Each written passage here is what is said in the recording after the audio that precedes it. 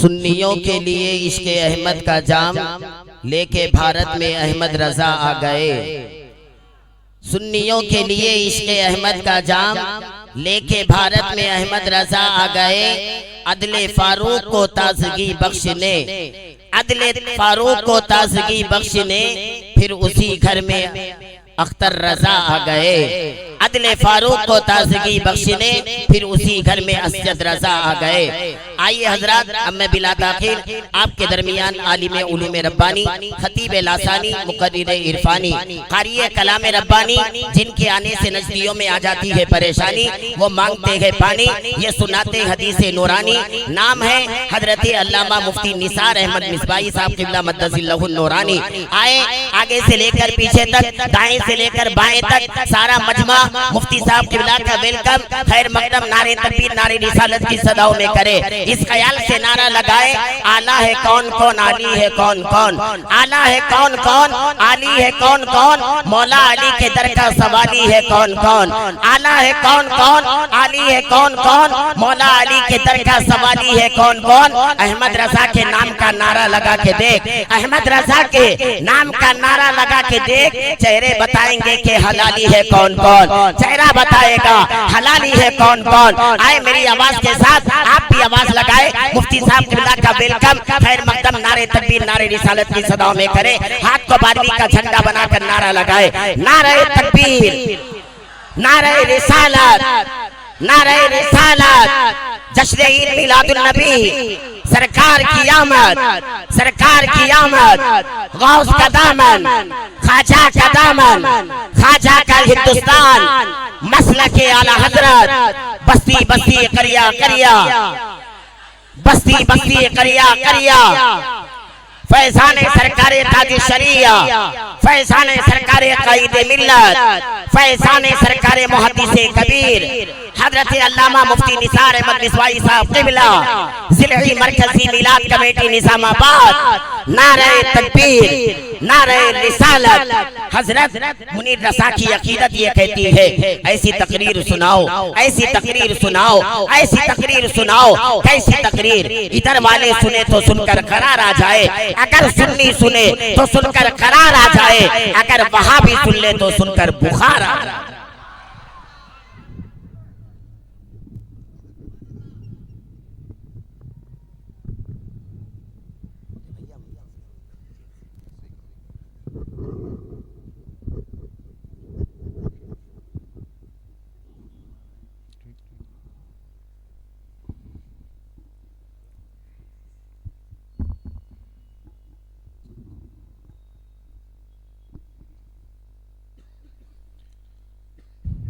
अस्सलामु अलैकुम व रहमतुल्लाहि तआला व बरकातुहू।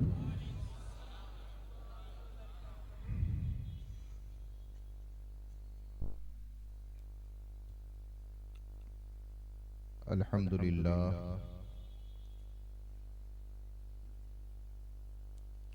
अल्हम्दुलिल्लाहिल हन्नानिल मन्नान वस्सलातु वस्सलामु अल अतम्मानिल अकमलान अला सय्यिदिल इंसी वल जान व अला आलिहि व सहबिही मा तआक़बल मलवान। अम्मा बाद, फ़अऊज़ु बिल्लाहि मिनश शैतानिर रजीम।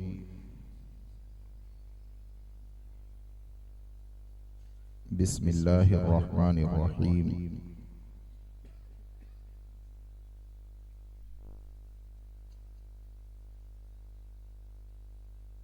व अम्मा बिनिअमति रब्बिका फहद्दिस।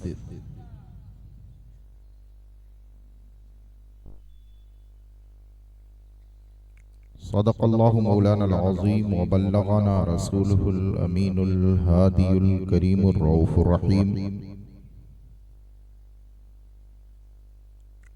व नहनु अला ज़ालिका लमिनश शाहिदीन वश्शाकिरीन वल्हम्दुलिल्लाहि रब्बिल आलमीन। एक बार सभी हजरात अदब से बारगाह रिसालत में दुरूद शरीफ का नजराना पेश करने की सआदत हासिल करें। सल्लल्लाहु अला नबील उम्मी व आलिही सल्लल्लाहु तआला अलैहि वसल्लम। सलातु व सलामुन अलैका या रसूलल्लाह, सलातु व सलामुन अलैका या हबीबल्लाह सल्लल्लाहु तआला अलैहि वसल्लम।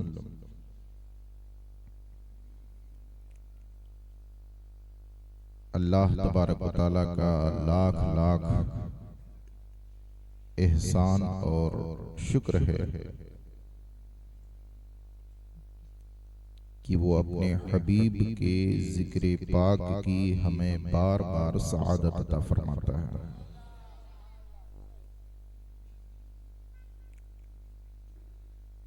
सहाबे किराम के जमाने से आज तक तमाम सहीहुल अकीदा मुसलमान रसूलुल्लाह सल्लल्लाहु तआला अलैहि वसल्लम के जिक्र की मजलिसें मुनअक़िद करते आए हैं। मजलिसों का अंदाज अलग अलग जमाने के एतबार से रहा है, तौर तरीके अलग रहे हैं, मगर असल चीज जो रूह है जिक्र मुस्तफ़ा वो हर जमाने में होता रहा है। कोई ये नहीं कह सकता कि किसी जमाने में मुसलमानों ने या अइम्मा ने या सहाबा ने या ताबईन ने रसूलुल्लाह सल्लल्लाहु तआला अलैहि वसल्लम के जिक्र की मजलिसें नहीं की या उनका जिक्र नहीं किया। कोई ये दावा कभी नहीं कर सकता। हर दौर में हर जमाने में हुजूर के जिक्र की मजलिसें होती रही हैं। 2 दिन से मैं आपके बीच हूँ, 2 तकरीरें हो चुकी हैं। इनमें से बहुत सारे चेहरे ऐसे हैं जो मेरी तकरीरें दोनों सुन चुके हैं। बातों को दोहराने का कोई मतलब नहीं है। मैं चाहता हूँ कि आपके बीच इतनी दूर से आया हूँ तो हर खिताब में नई बातें रखने की कोशिश करूँ। अगर पिछली बातें सुनने की ख्वाहिश होगी तो रिकॉर्डिंग, जिसको ख्वाहिश होगी वो सुन लेगा। मैंने अपनी तकरीरों में बयान किया है और साबित किया है कि जिक्र हबीब की मजलिस तो वो मजलिस होती है कि हदीस शरीफ नसई शरीफ के अंदर मौजूद है कि अल्लाह तबारक व तआला अपने फरिश्तों के दरमियान जिक्र हबीब और जिक्र खुदा की मजलिसों पे फख्र फरमाता है। तो बहुत दलीलें देने की अब जरूरत नहीं है। एतराज करते हैं ये बिदअत है, ये शिर्क है, ये हुजूर ने नहीं किया, ये सहाबा ने नहीं किया, और हम लोग जवाब देते रहते हैं। अल्हम्दुलिल्लाह हमारे अइम्मा ने हमारे लिए कुछ छोड़ा नहीं है, सारा जवाब तो हमारे बुजुर्गों ने दे दिया है। हम लोगों का काम सिर्फ है पढ़ लेना और आप लोगों तक पहुंचा देना, ताकि कोई बहका ना सके, कोई वहम का शिकार ना बना सके, कोई आपको गुमराह ना कर सके। अभी अजीज मुकर्रम मुफ्ती अकबर साहब ने अपनी तकरीर में कहा कि इन लोगों ने अपना नाम भी तो अंग्रेजों की हुकूमत से मंजूर करवाया, और उसका ऐसा नहीं, डॉक्यूमेंटल प्रूफ है, खुद उनके लोगों का लिखा हुआ है। ऐसा नहीं कि हम अपनी तरफ से कहते हैं। अपना नाम अहले हदीस रख लिया। हम नाम रखते हैं इस जिक्र पाक की मजलिस का नाम हम ईद मिलादुल नबी रखते हैं। इस मौके का नाम हम ईद मिलादुल नबी रखते हैं। हम अपने खुशियों का नाम जश्न मिलादुल नबी रखते हैं। तो इनको बड़ा इतराज होता है यार। कहते हो हुजूर ने ये नाम नहीं रखा, सहाबा ने नहीं रखा, ताबईन ने नहीं रखा। तो ये बताओ तुम्हारा नाम अहले हदीस हुजूर ने रखा है? नहीं, संजीदा सवाल है भाई। तुम्हारा नाम अहले हदीस सहाबा ने रखा। अहले हदीस मैं आपको बताता हूं, अहल का माना होता है वाला, हदीस का माना हदीस। और हदीस किसको कहते हैं? कोई मुसलमान ऐसा नहीं है जो ना जानता हो। कोई है जो कहे मैं नहीं जानता हजरत हदीस किसको कहते हैं? हर मुसलमान जानता है हदीस किसको कहते हैं। अहले हदीस का मतलब हुआ हदीस वाला। तो हदीस वाले हो तो कुरान कहां गया?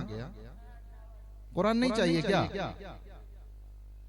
हमारे सहाबा किराम के जमाने से हमारी जमात का नाम अहले सुन्नत जमात है।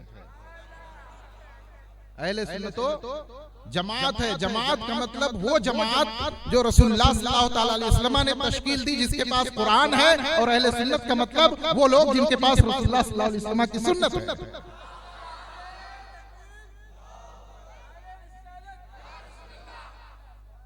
अब बताओ, हमारे पास हमारा नाम अहले सुन्नत व जमात साहबे किराम ताबीन और तबे ताबीन के जमाने से मुसलसल चला आ रहा है। हमारे पास कुरान भी है, हमारे पास हदीस भी है। दीन की बुनियाद, वो कहते हैं ना, दीन तो सिर्फ कुरान और हदीस है। दीन तो सिर्फ कुरान और हम भी कहते हैं दीन की बुनियाद कुरान और हदीस है। हम पे बिदातों का इल्जाम लगाने वालों, तुम अपना नाम कुरान और हदीस में दिखा दो कि मुसलमानों की जमात का नाम, कुरान तो कहता है सम्माकुमुल मुस्लिमीन, तुम्हारा नाम मुसलमान है। साहबे किराम और ताबईन ने जब देखा कि गुमराह फिरके पैदा हो रहे हैं, वो भी अपने को मुसलमान कह रहे हैं, तो साहबे किराम ही के जमाने में और ताबईन के जमाने में ये हुआ कि हक वालों का नाम, रसूलुल्लाह के तरीके पे चलने वालों का नाम कोई मुस्तकिल पहचान वाला होना चाहिए। उन्होंने नाम अहले सुन्नत व जमात रखा। कहां अहले हदीस नाम किसने रखा? अहले हदीस नाम किसी ने नहीं रखा। तुम्हारा ये नाम तो तुम्हारा चुना हुआ है, तो तुम्हारा नाम तो आला दर्जे की बिदात है। अकीदा भी तुम्हारा बिदाती, आमाल और अखलाक भी तुम्हारे बिदाती, और तुम्हारा नाम और तुम्हारी शनाख्त भी बिदाती। अभी इंशाअल्लाह देखो, मैं कहता हूं ना कि हमने जवाब बहुत दे लिया, अब सवाल करने का टाइम है। तुम अपना नाम पहले साबित करो। कहते हो कुरान और हदीस, हम कोई दलील देते हैं फला इमाम ने ये फरमाया, फला बुजुर्ग ने ये फरमाया, हालांकि मैं कुरान से साबित कर सकता हूं कि अल्लाह तबारक व तआला ने अइम्मा की, उलमा की इताअत भी हमारे ऊपर लाजिम फरमाई है। तो जब हम अइम्मा का इरशाद पेश करते हैं, उलमा का इरशाद पेश करते हैं, तो कहा जाता नहीं कुरान लाओ, हदीस से लाओ दलील। तो यही सवाल तो आपसे भी होगा। आप तो खुल्लम खुल्ला कहते हो कि कुरान और हदीस बस, न इज्तिहाद चलेगा, क़ियास चलेगा, न इजमाए उम्मत आपकी नजर में कुछ हैसियत रखता है, और ना ही अइम्मा की कोई हैसियत आपकी नजर में है, ना अइम्मा के अक़वाल को आप दलील मानते हो। तो ठीक है भाई, आप अपना नाम कुरान और हदीस से साबित करो। आप अपने तमाम अकीदे और अमाल कुरान और हदीस से साबित करो, बीच में किसी का नहीं। अहले हदीस लोग कहते हैं ना कि ये हदीस है, ये सही हदीस है, ये हसन हदीस है, ये ज़ईफ हदीस है। कभी कभी नाम आप लोगों ने भी ये सब सुना होगा, कहते हैं। मैं कहता हूं कोई कुरान करीम की एक आयत पेश कर दो जो ये तुम तकसीम करते हो हदीसों की, ये हदीस सही है, ये हसन है, ये ज़ईफ है, और अल्हम्दुलिल्लाह हमारे पास सब कुछ है। हमें अपने अकीदे और अमाल पे दलील अलग से देने की जरूरत नहीं है। हम दलीलें बहुत रखते हैं और तुम्हें देंगे, लेकिन अभी सवाल तुमसे करने का टाइम है। बताओ, ये जो तकसीम करते हो कि कुछ हदीसें सही हैं, कुछ हसन है, कुछ ज़ईफ है, ये तकसीम कुरान की किस आयत में है और किस हदीस में हुजूर ने ये तकसीम फरमाई है? हमें तकलीद अइम्मा की वजह से मुशरिक कहते हैं, इमामों की तकलीद की वजह से हमको क्या कहते हैं? मुशरिक कहते हैं, बिदाती कहते हैं। और हदीस का पूरा इल्म जो है तकलीद ही पे मुश्तमिल है। मुहद्दिसीन की तकलीद की जाती है इसलिए के अंदर।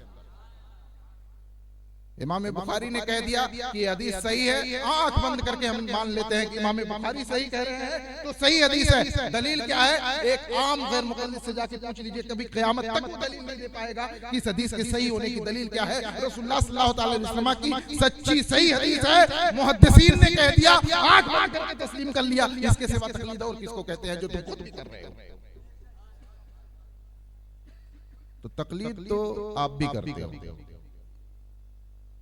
बस फर्क ये है कि हम तकलीद करते हैं उन इमामों की जिनकी अजमत का कई सदियों पे पूरा ये जो सिलसिला है अइम्मा का, उलमा का, मुसलमानों का, उनकी अजमत, उनकी इमामत, उनकी शौकत और अल्लाह और रसूल के यहाँ उनकी मकबूलियत का पूरा जमाना गवाह है। हम उनकी तकलीद करते हैं और तुम अपने मौलाना लोगों की तकलीद करते हो। कहते हैं कुरान और हदीस से मसला बताओ, फिक़ही किताबों को नहीं मानते तो बताओ गैर मुक़ल्लिद और अहले हदीस जो आम पब्लिक है, मैं उनसे सवाल करता हूं कि कभी संजीदगी से सोचना, आम पब्लिक है, कोई परचून की दुकान चला रहा है, कोई मेडिकल स्टोर चला रहा है, कोई अपने बिजनेस में लगा हुआ है, वो कुरान से मसला निकालने जाते हैं, हदीस से मसला निकालने जाते हैं। हदीस और कुरान से मसला नहीं ना निकालते, और अगर निकालते भी हैं तो इतना भयानक एक्सीडेंट होता है, अभी बताता हूं मैं। कुरान से मसला नहीं निकालते, हदीस से मसला नहीं निकालते, किससे पूछते हैं? अपने मौलाना हजरात से, जिनको हजरात वो कहते हैं। अपने मौलाना लोगों से मसला पूछते हैं और वो जो बता देते हैं उसी पे वो अमल करते हैं। यही तो तकलीद है जो तुम अपने मौलाना लोगों की करते हो।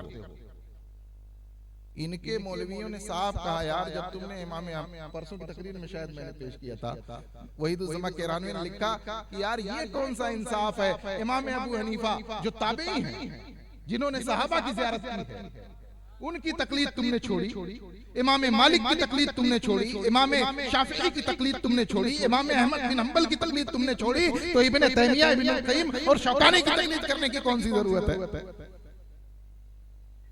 तो ये लोग हमसे एक सवाल करते हैं, हमारे उलमा पे इतराज करते हैं, हमको मुशरिक और बिदअती कहते हैं ये शिर्क है, ये बिदअत है।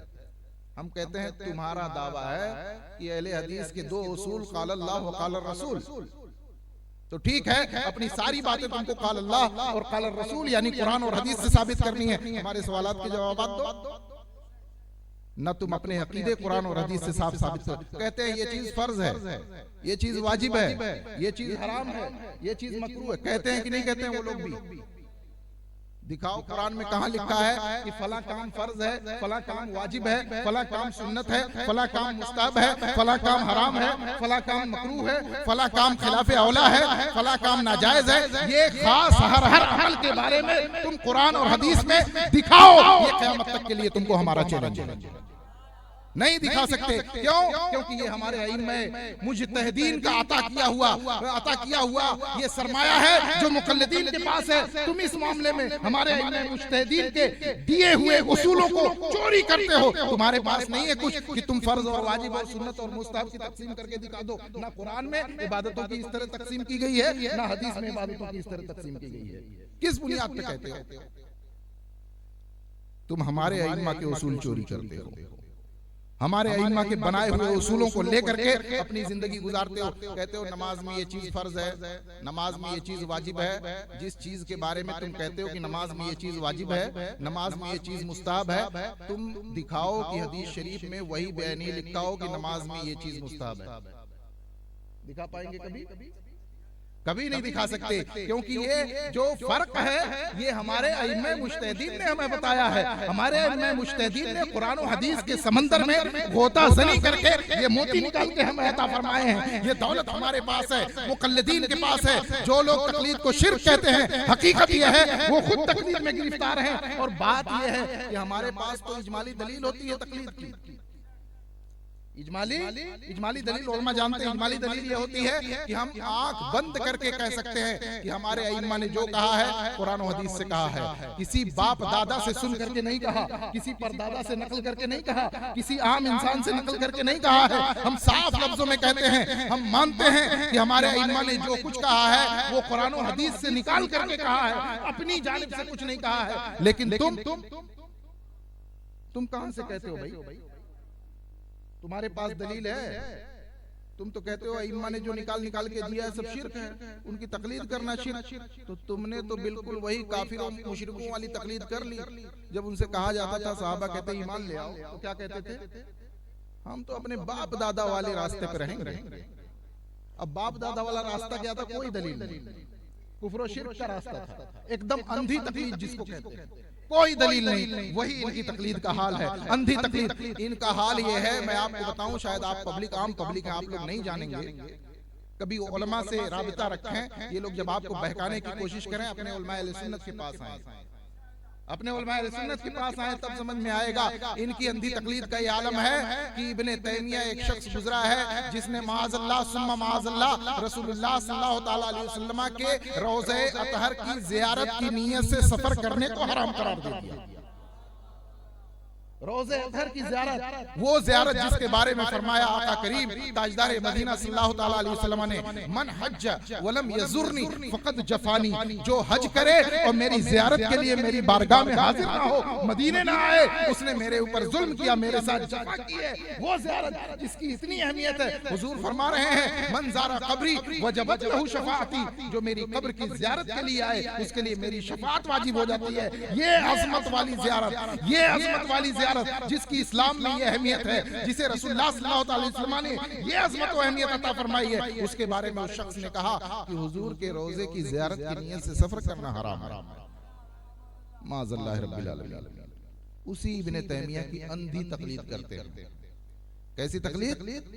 अंधी। जो इब्ने तैमिया ने कह दिया वही बस, बाकी उससे पहले जो 700 साल के हमारे इम्मा गुजरे, उलमा गुजरे, मुज्तहिदीन गुजरे, हमारे उलमाए सालिहीन गुजरे, हमारे औलियाए किराम गुजरे, किसी के इरशाद की कोई अहमियत नहीं।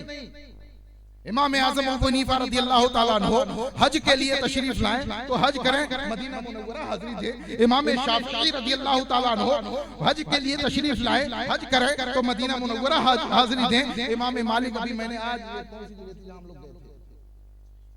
डिचपल्ली जुमा की नमाज के लिए मैं गया, मौलाना मोहसिन साहब ना हो, मोहसिन साहब ने दावत दी थी। आज मैंने तकरीर में जिक्र किया कि इमाम मालिक रज़ियल्लाहु ताला अन्हु मदीना मुनव्वरा की अज़मत उनके दिलों में इतनी ज्यादा थी कि पूरी जिंदगी एक हज के अलावा कभी मदीने से बाहर कदम नहीं रखा, बाहर नहीं गए, ये सोच के कि कहीं ऐसा ना हो कि मौत का फरिश्ता आए और मैं मदीने से बाहर रहूं, मेरी मौत मदीने में ना हो। ये मदीने की अज़मत, बारगाह रिसालत की अज़मत, इम्मा मुज्तहिदीन हैं, ये इम्मा अज़मत जाहिर फरमा रहे हैं। मगर इब्ने तैमिया ने कह दिया ज़ियारत की नियत से जाना जायज़ नहीं है, तो आज तक उसी पे डटे हुए हैं। 1400 साल के इम्मा हुजूर की बारगाह में, हुजूर के रोज़े अतहर पे ज़ियारत के लिए जाने के फज़ाइल बयान करते रहे, किताबें लिखते रहे, दर्जनों सैकड़ों किताबें इस मौजू पे इम्मा ने लिखी, उसकी इनकी नजरों में कोई अहमियत नहीं।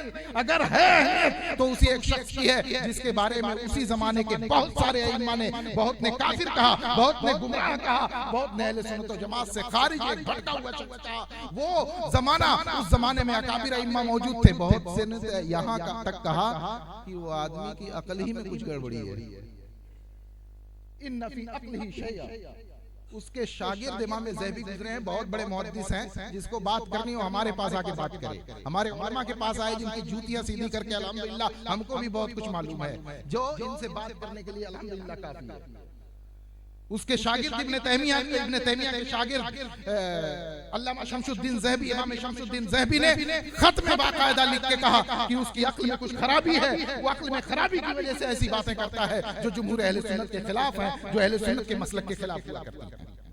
उसी एक शख्स की तकलीद बेचारे कर रहे हैं आज तक, और आगे बढ़े तो इब्नुल क़य्यिम की तकलीद की।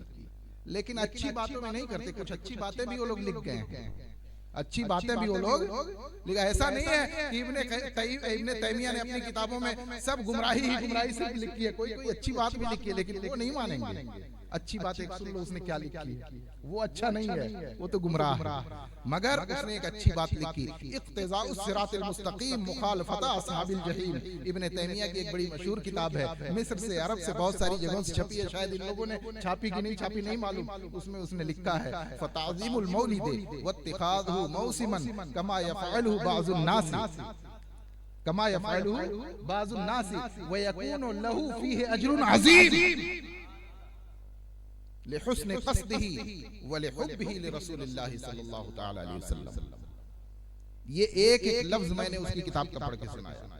ये गैर मुक़ल्लिद और अहले हदीस जितने भी लोग हैं, इनका समझ लीजिए कि पिछले 700 सालों में सबसे बड़ा आलिम कोई है तो वो इब्ने तैमिया को मानते हैं। इब्ने तैमिया ने इक़्तिज़ाउस सिरातिल मुस्तक़ीम के अंदर ये पूरी बात लिखी। अब उसका तर्जमा सुनोगे तब समझ में आएगा कि ये लोग मानते क्यों नहीं। अरे भाई हमारी नहीं मानते, अपने इमामों की तो मान लो। उसने कहा फ़ताज़ीमुल मौलिद, मीलाद की ताज़ीम, मीलाद की ताज़ीम वत्तिखाज़हु मौसिमन, और उसका जश्न मनाना, उससे मौसम बना लेना यानी उसका जश्न मनाना। कमा यफ़अलु बाज़ुन नास, जैसा कि कुछ लोग करते हैं, अहले सुन्नत उस जमाने में भी करते थे। 700 साल पहले गुजरा है ये शख्स। उस जमाने में करते थे। क्या लिख रहा है इब्ने तैमिया, फताज़ीमुल मौलिद वत्तिखाज़ुहु मौसिमन कमा यफ़अलु बाज़ुन नास, ताज़ीम मीलाद और उसे का जश्न मनाना जैसा कि कुछ लोग करते हैं, वयकूनु लहुम फीहि अज्रुन अज़ीम, और उनके लिए इस अमल में अजर अज़ीम और सवाब अज़ीम हुआ करता है।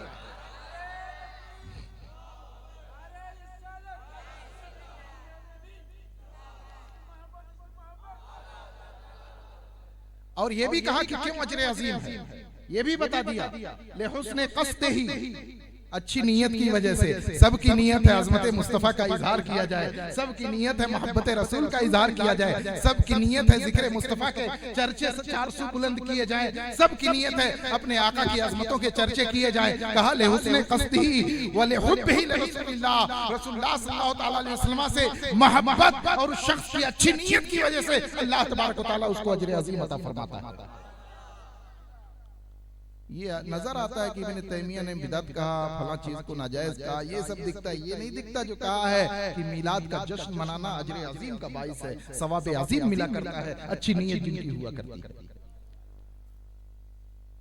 अल्लाह ताला इन्हें समझ अता फरमाए। मैं कहता हूं भाई, हमारी नहीं मानते तो कम से कम उनकी मान लो यार, जो तुम्हारे नजदीक मुसल्लम है। हम जब कहते हैं कि इस कायनात हस्तबूद में अल्लाह तबारक व तआला ने हमारे आका व मौला हुजूर ताजदार मदीना सल्लल्लाहु तआला अलैहि व आलिहि वसल्लम के वजूद पाक से बड़ी नेमत कोई पैदा नहीं फरमाई है।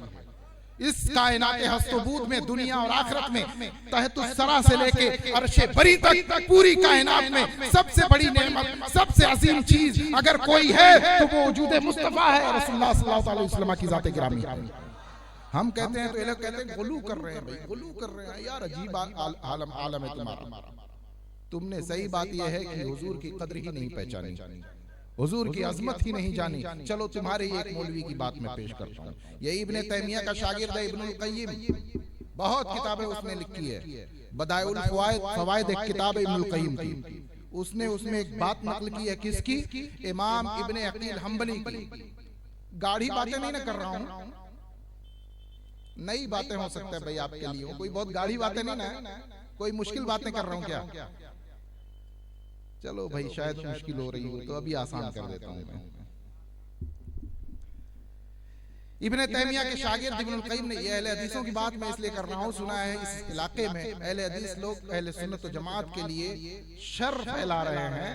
अहले सुन्नत व जमात को शिर्क और बिदअत वाला, मुशरिक और कब्र परस्त और पता नहीं क्या क्या कह रहे हैं, जैसा कि कहते भी हैं हर जगह।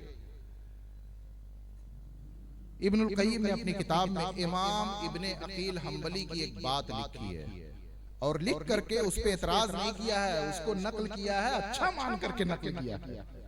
क्या ये इमाम इब्ने अकील हम्बली कौन है मालूम है? हुजूर गौसे आज़म रज़ियल्लाहु ताला अन्हु के असातिज़ा में से। हुजूर गौसे आज़म रज़ियल्लाहु ताला अन्हु के क्या बात लिखी है, सुनो ईमान ताजा हो जाता है। उनसे किसी ने सवाल किया कि हुजूर ये बताइए, ये चला आ रहा है मसला कि मक्का अफजल है कि मदीना अफजल है, ये बता दीजिए। शहर की बात ही नहीं, शहर की बात ही नहीं। उसने पूछी कि शहर मक्का अफजल है कि शहर मदीना अफजल है। ये पूछा कि हुजूर ये बताइए कि खाने काबा अफजल है कि रोज़े पाक अफजल है? खाने काबा अफजल है कि रोज़े पाक अफजल है? किसका दर्जा ऊंचा है रब की बारगाह में? तो उन्होंने फरमाया देखो सीधी बात, अगर रोज़े पाक का मतलब तुम ये ले रहे हो कि ये जो दीवारें मुबारक है पत्थर की, ये दीवार मुराद ले रहे हो? दीवार, सिर्फ दीवार, तो सिर्फ दीवार अगर तुम्हारी मुराद है भाई, तो दीवार सिर्फ देखा जाए तो खाने काबा बिलाशुबहा अफजल है। कि दीवार और पत्थर के एतबार से खाने काबा तो मस्जिद इंसान है, मस्जिद मलाइक है कि उसकी जानिब सजदा सब करते हैं। अल्लाह तबारक व तआला ने इबादत और नमाज के लिए किबला उसे मुकर्रर फरमाया, सिर्फ अगर दीवार की बात कर रहे हो। लेकिन अगर दीवार रोज़े अज़हर की दीवार कब्र समेत बात कर रहे हो, कब्र समेत बात कर रहे हो।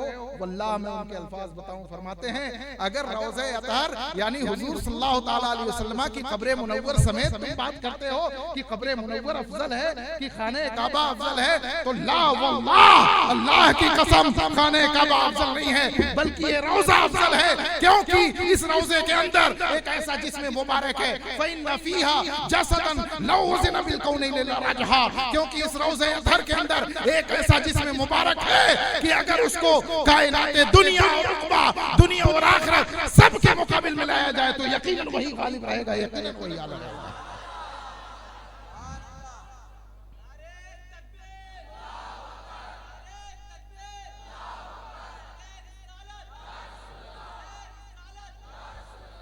यार हमारी ज़बान से तुमको सुनना पड़ता है कि अहले हदीस जिनको मानते हैं उनकी किताबों में लिखा, कभी देखा किसी अहले हदीस को इन बातों का चर्चा करते हो? नहीं, क्योंकि इससे हुजूर की अजमत शान का इजहार होता है। हुजूर की, अरे भाई तुम मस्जिद में जुमा के दिन तो कभी जिक्र कर दो कि हुजूर की ये अजमत है। तुम अपने ही मौलवी का नाम लेकर के जिक्र करो कि उन्होंने ऐसा लिखा है, मत जिक्र करो कि हुजूर गौसे आज़म के उस्ताद ने ये कहा है, फलां ने कहा है, अपने ही मौलवी का नाम लेके। लेकिन कभी हुजूर की इस अजमत का भी तो इजहार करो। लेकिन कैसे करेंगे जब हुजूर की तनकीस पे ही उनकी पूरी मजहब की इमारत खड़ी हुई है, हुजूर की तौहीन पे ही जिस मजहब की बुनियाद खड़ी हो, वो हुजूर की अज़मतों का इजहार कैसे कर सकते हैं? एक जुमला छूट गया, इमाम इब्ने अकील अंबली ने ये भी साथ में फरमाया था कि नहीं, कसम खुदा की फिर रोज़े से अफजल ना तो जमीन है, ना तो आसमान है, ना तो अर्शे बरी है, सबसे ज्यादा अफजल रोज़े मुतहरा है। ये जुमला छूट गया था मुझसे, ये भी है उसके अंदर। लल अर्श वलल अफलाक वलल अर्द लिअन्ना फीहा जसदन लौ वज़िना बिल कौनैन लरजहा, ना अर्श ना आस। मेरे दोस्तों, अल्लाह ताला ने अहले सुन्नत को खास फरमाया है। मैं बार बार अपनी तकरीरों में कहता हूँ कि नबी की अजमतों का चर्चा करने की जो सआदत है दायमी तौर पे अल्लाह ने अहले सुन्नत व जमात के लिए खास फरमा दी। हुजूर की अजमतों पे जैसा यकीन और ईमान होना चाहिए, वो ऐसा यकीन और ईमान अल्लाह ने सिर्फ अहले सुन्नत व जमात को अता फरमाया है। ये बात करते हैं जिनका पूरा वजूद बिदात, जिनका मजहब बिदात, जिनके अकायद व अमाल बिदात, कहते हैं कुरान और हदीस। अरे भाई ये बताओ, एक बड़ी आसान सी बात मैं कह रहा हूँ, सवाल करने का ये टाइम है, ये दे के जा रहा हूँ सवाल। अगर उनमें से कोई सुन रहा हो तो अपने आलिमों के पास जाके हमारी ये सवालात रखे कि ये सवाल करके गए हैं मौलाना, सवालात रखे अपने आलिमों के पास, और अक्ल खुदा ने दी हो तो खुद भी समझने की कोशिश करो। हमें बदनाम करते हो, रद्द करते हैं, सख्त सख्त बोलते हैं। अरे तुम्हारी करतूत ही इसी लायक है कि हमारे उलमा तुम्हारे ऊपर सख्ती करें। कहते हैं कुरान और हदीस से दलील, कोई दलील हम देते हैं इम्मा के इरशादात से, कुरान और हदीस से दलील लाओ। भैंस का गोश्त खाते हैं कि नहीं? वो लोग खाते हैं, खाते हैं ना, दूध तो पीते ही होंगे। हंस रहे हो यार तुम लोग, भैंस का दूध तो पीते होंगे ना? पीते हैं, दही बना के भी कुछ लोग खाते होंगे, लस्सी भी पीते होंगे उसी दूध की, भैंसे का गोश्त भी खाते होंगे, मिलता होगा। दिखा दें किस कुरान की आयत में लिखा है कि भैंस हलाल है? कयास नहीं करना, कयास हजरत नहीं करना। इन लोगों ने कहा कयास तो शैतान ने किया था, कयास तो ये लोग कहते हैं कयास तो शैतान ने किया था, ये तो इब्लीस का तरीका है, इज्तिहाद नहीं कर सकते। इज्तिहाद कयास को ये दलील ही नहीं मानते, बोलते सिर्फ कुरान और हदीस। तो ठीक है भाई, तुमसे दलील भी तो तुम्हारे अमाल की कुरान हदीस से मांगी जाएगी। कुरान की आयत कोई दिखा दो जिसमें लिखा हो कि भैंस हलाल है, उसका दूध हलाल है। चलो ठीक है, कुरान की आयत कहोगे कि कुरान करीम तो 30 पारों का मजमुआ है, 600-700 सफात में लिखा जाता है, हदीसें हैं ढेर सारी, 300, 350, 400 किताबें हदीसों की। हालांकि सबको ये भी नहीं मानते। हम कहते हैं डंके की चोट पे कहते हैं कि हदीस रसूल हदीस है, चाहे सयाह सित्ता में हो चाहे दूसरी किताबों में हो, हदीस बहरहाल हदीस है। मगर कहते हैं हदीस सिर्फ हम वही मानेंगे जो सयाह सित्ता में होगी, जो बुखारी और मुस्लिम में होगी। तो क्या वो बेचारे मुहद्दिसीन, बेचारे तो बस यूं ही कह दे रहा हूँ, वो मुअम्मे मुहद्दिसीन जिन्होंने अज्जा लिखे, जिन्होंने सुनन लिखी, जिन्होंने मसानिद लिखी, जिन्होंने मुस्तखरजात लिखी, ये सब आप लोग नहीं जानेंगे, उनके मौलवी बहुत अच्छे से जानेंगे। क्योंकि वो कहते हैं ना, हमको हदीस से बड़ी दिलचस्पी, हदीस का इल्म है। जिन अइम्मा और मुहद्दिसीन ने हदीस को उन तमाम किताबों में लिखा, क्या वो अपनी जिंदगी बर्बाद कर रहे थे बेकार की किताबें लिख कर? नहीं दोस्तों, वो चाहते थे, इतना शौक था, इतनी मोहब्बत थी उन इमाम को हदीस से कि उन्होंने 2-4 किताबें नहीं लिखी, 100, 200, 300, 400 किताबें लिखी। और अहले सुन्नत कहते हैं कि हदीस रसूल बहरहाल हदीस है, चाहे वो बुखारी में मिले, चाहे किसी बाद के मुहद्दिस की किसी छोटी सी किताब में मिले, हदीस बहरहाल हदीस है, हुजूर का इरशाद, बहरहाल हुजूर का इरशाद। तो चलो ठीक है, हदीसें तो 300-400 किताबों में है, कोई एक हदीस शरीफ पेश कर दो जिसमें साफ साफ लिखा हो कि भैंस का गोश्त खाना हलाल है, भैंस का दूध पीना हलाल है। कयामत तक का टाइम, कयास नहीं करना कि वो गाय की तरह होती है इसलिए ये भी हलाल है, नहीं कहना है फला की तरह होती है, इसी को तो कयास कहते हैं। हमारे अइम्मा तो इसी तरह मसले बहुत सारे हल करते हैं, ये नहीं करना। तुम कहते हो कुरान और हदीस की दलील, तो कुरान और हदीस से साबित करो कि भैंस का गोश्त खाना हलाल है, भैंस का दूध पीना हलाल है। एक हदीस जिसमें साफ लफ्ज होना चाहिए कि भैंस का गोश्त खाना हलाल है, भैंस का दूध पीना हलाल है, नहीं साबित कर सकते। मजबूर होकर के आएंगे अइम्मा ही के तरीके पे, हमारे अइम्मा की तकलीफ पे आएंगे, हमारे अइम्मा के तरीके पे आएंगे, इज्तिहाद और कियास का सहारा लेकर के कहेंगे कि जैसे गाय है, ऊंट है, इस तरह के जानवर हैं जो घुले मिले हैं, जिन्हें पाला पोसा जाता है, जिस तरह उनका गोश्त हलाल शरीयत ने किया है, उसी तरह भैंस का गोश्त भी हलाल है। जिस तरह गाय का दूध हलाल है, उसी तरह भैंस का दूध भी हलाल है, क्योंकि ये सब एक ही फैमिली के, एक ही जिन्स के जानवर हैं। कयास करेंगे कि ये उसकी तरह है इसलिए हलाल है। हम कहते हैं इमाम अबू हनीफा ने यही तो किया है, इमाम शाफी ने यही तो किया है, फिर क्यों नहीं आते हो और तस्लीम कर लेते हो कि अइम्मा का कयास बराबर है, अइम्मा का इज्तिहाद बराबर है? फिर क्यों कहते हो तकलीद शिर्क है? फिर क्यों कहते हो कि तकलीद बिदअत है? तुम भी तो वही करते हो। मेरे दोस्तों, ऐसे सवालात मैं रात भर करता रहूंगा और इस चैलेंज के साथ यहां से उठ सकता हूं कि मेरे एक सवाल का भी ये जवाब क़यामत तक नहीं दे पाएंगे।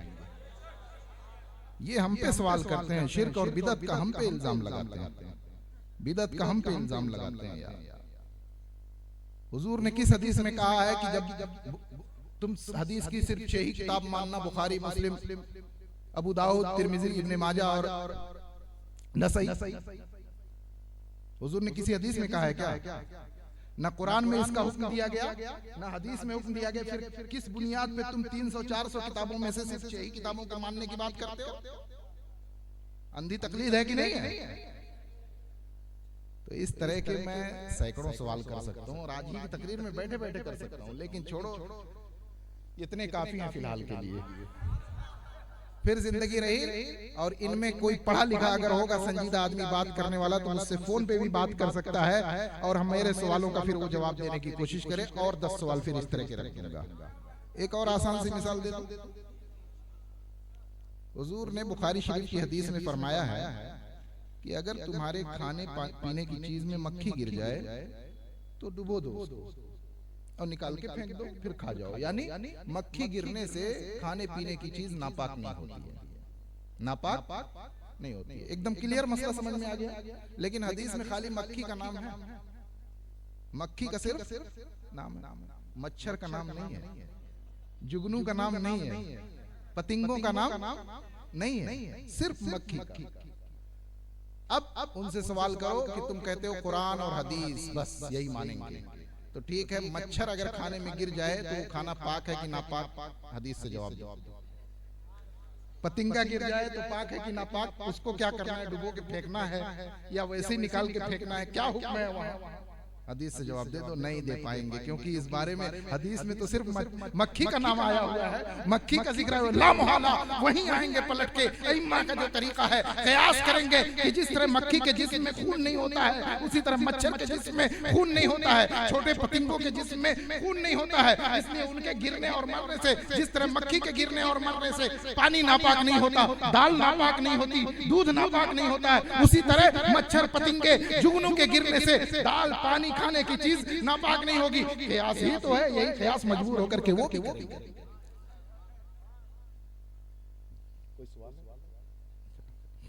तो कहना ये है कि ये नाम लेते हैं कुरान और हदीस का। कल या परसों की तकरीर में मैंने कहा था कि हमारे पास अल्हम्दुलिल्लाह हमारे अइम्मा का अता किया हुआ कुरान और हदीस का वो इल्म है, ये कुरान और हदीस का ही इल्म है। कुरान और हदीस का वो इल्म है कि हमने अपने अइम्मा की अता की हुई रोशनी में जब कुरान और हदीस पढ़ा है तो हम आने वाले 100 साल में भी पैदा होने वाले नए नए मसलों को हल कर लेंगे। मगर इनका हाल ये है, नाम लेते हैं कुरान और हदीस का, पिछले 100 साल में जो नए नए मसले पैदा हुए, बिजनेस के नए नए बहुत सारे नाजायज तरीके पैदा हुए, ये कुरान और हदीस से उनका भी जायज नाजायज होना नहीं साबित कर पाएंगे। कहां तक कहा जाए, छोड़िए बातों को, दरूद शरीफ पढ़िए जरा, जिक्र मुस्तफा की बरकतें समेटी जाएं। सल्लल्लाहु अलैहि नबी लुम्मी व आलिहि सल्लल्लाहु तआला अलैहि वसल्लम, सलातु व सलामन अलैका या रसूलल्लाह सल्लल्लाहु तआला अलैहि वसल्लम।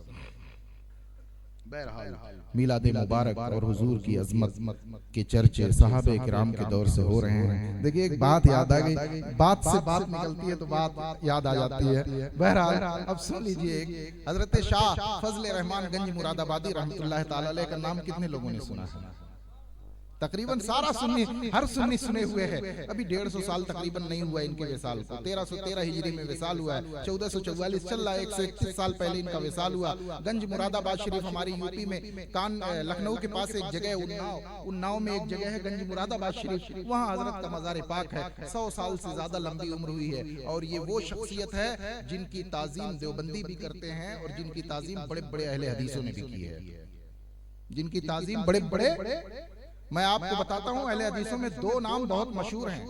एक नवाब सिद्दीक हसन खां भोपाली, नवाब सिद्दीक हसन खां भोपाली, ये भोपाल में जो नवाबी सल्तनत थी, मलिका थी, उसकी औरत हुक्मरान थी, उससे शादी उसने की थी, तो मलिका जो थी नवाब सल्तनत की, उसका शौहर था यार, लेकिन था गैर मुकल्लिद, अहले हदीस जो अपने को कहते हैं, अहले हदीस था। और एक अहले हदीसों में आलिम गुजरा, आला हजरत अलैहिर्रहमान ने हाजिजुल बहरैन के अंदर उस आदमी को इल्मे हदीस में बिल्कुल तिफले मक्तब साबित फरमा दिया है। यानी आला हजरत ने जब अपने इल्मे हदीस के जलवे दिखाए हैं, आला हजरत ने जब उसकी गिरफ्त और पकड़ की है हाजिजुल बहरैन नामी अपनी किताब के अंदर, तो ऐसा लगता है कि एक तरफ वक्त का इमाम बोल रहा है और दूसरी तरफ कोई बच्चा बोल रहा है जिसे कुछ भी अलिफ बा नहीं आती है, जिसे यकीन ना हो पूछ करके देख लो, जिसने हाजिजुल बहरैन पढ़ी हो। इनके बहुत बड़े मुहद्दिस नजीर हुसैन देहलवी के रद में इमाम अहले सुन्नत ने ये किताब लिखी है, और ऐसी किताब लिखी है कि 1320 हिजरी में नजीर हुसैन देहलवी की मौत हुई, तब से 125 साल हो गया, आज तक किसी अहले हदीस में दम नहीं कि इस किताब का कभी जवाब लिख करके कोई दिखा सका हो। तो दूसरा मुहद्दिस इनका बड़ा आलिम नजीर हुसैन देहलवी दिल्ली में गुजरा, शेखुल कुल कहते हैं उसको अहले हदीस में। क्या कहते हैं? शेखुल कुल, सबका शेख, सबका उस्ताद, इतना बड़ा आलिम मानते हैं। अब सुनिए, ये दोनों लोग नवाब सिद्दीक हसन खां भोपाली और नजीर हुसैन देहलवी, दोनों की सुन लो। और लिखा किसने है? अबुल हसन अली नदवी, जो नदवा का आदमी था, जानते होंगे, नाम सुना होगा उसने, और एक और साहब ने, ये सब उन्हीं के लोग लिखे हुए हैं। क्या लिखा है कि नवाब सिद्दीक हसन खां भोपाली ने अपने बेटे नूरुल हसन को मुरीद होने के लिए शाह फजल रहमान गंज मुरादाबादी के पास भेजा था। क्या हक वो है जो सर चढ़ के बोलता है। और नजीर हुसैन देहलवी ने क्या किया? अपने अजीज खास घर के रिश्तेदार या घर के आदमी को, यही लिखा है, घर के रिश्तेदार या घर के आदमी को मुरीद होने के लिए गंज मुरादाबाद शरीफ भेजा था। कहा जाओ उन्हीं से बैत हो, वही हस्ती है कि जिससे बैत हुआ जा सकता है। तो बहरहाल अब देखो, इनकी नजरों में, ये दोनों अहले हदीस मौलवी, इनकी नजरों में शाह फजल रहमान गंज मुरादाबादी की ये अजमत है कि बैत होने के लिए, हालांकि ये लोग हमारे बैत को, पीरी मुरीदी को ये लोग माज़अल्लाह शिर्क बिदअत और ना जाने क्या क्या कहते हैं, मगर इनके बड़ों ने अपने बेटे को, अपने घर वालों को अगर मुरीद होने के लिए चुना है, तो हमारे सुन्नी इमाम, बुजुर्ग और पेशवा को चुना। ये शाह फजल रहमान गंज मुरादाबादी हैं। इमाम अहले सुन्नत का नौजवानी का जमाना है। कौन सा जमाना? इमाम अहले सुन्नत जानते हो ना किसको कह रहा हूँ?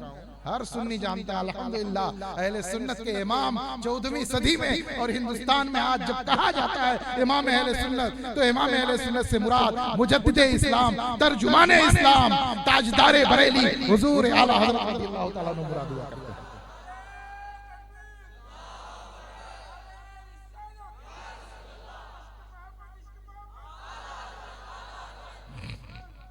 मैं आला हज़रत अलैहिर्रहमा को तर्जुमानी इस्लाम कहता हूँ। तर्जुमान का मतलब जानते हो क्या होता है? ट्रांसलेटर। जो बिल्कुल ठीक ठीक असल बात को किसी दूसरी जबान में ट्रांसलेट कर दे, उसे ट्रांसलेटर कहा जाता है, उसी को अरबी में तर्जुमान कहा जाता है। यानी आला हजरत इस्लाम के तर्जुमान है, यानी इस्लाम की जो सच्ची पक्की तालीमात है, सही सही अगर कहीं चाहिए तो इमाम अहले सुन्नत की बारगाह में। इमाम अहले सुन्नत के बचपन नौजवानी का जमाना था, बिल्कुल 14-15 साल या 18 साल उम्र रही होगी।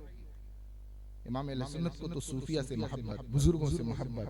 शाह फजल रहमान गंज मुरादाबादी उस वक्त अच्छी खासी उनकी उम्र थी, 80 साल के लगभग। इमाम अहले सुन्नत ज़ियारत के लिए रमजान के महीने में एक बार गंज मुरादाबाद शरीफ हाजिर हुए।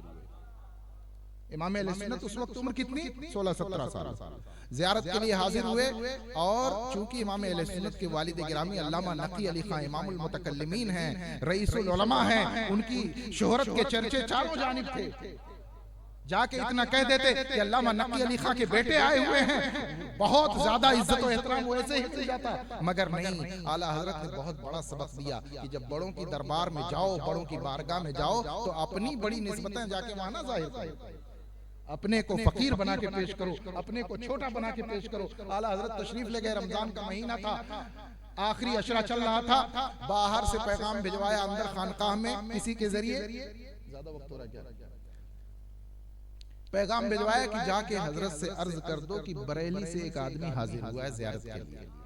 बरेली से एक आदमी आया, ये मत बताना कौन आया, ये मत बताना कि किसका बेटा है, ये मत बताना कि किसका पोता है, बस इतना कह दो कि बरेली से एक आदमी ज़ियारत के लिए आया हुआ है।